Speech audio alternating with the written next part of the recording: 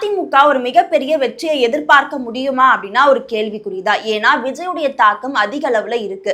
இந்த தடவை இளைஞர்கள் ரொம்ப ஆர்வமா வந்து ஓட்டு போட்டதை எல்லாரும் பார்க்க முடிஞ்சது.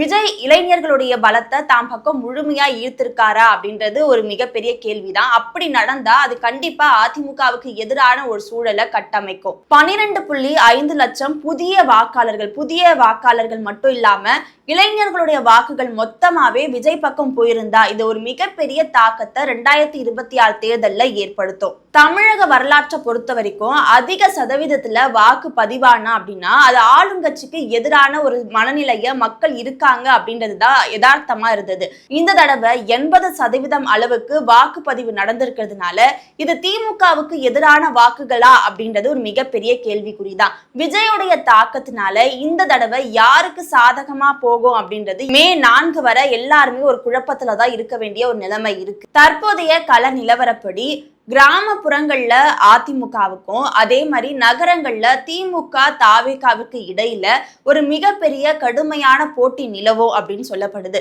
இந்த தடவை இந்த தேர்தலுடைய வெற்றியை தீர்மானிக்க கூடியவங்களா நடுத்தர பெண்களும் அதே சமயம் இளைஞர்கள் தான் இருப்பாங்க அப்படின்றதுல எந்த ஒரு மாற்று கருத்தும் கிடையாது.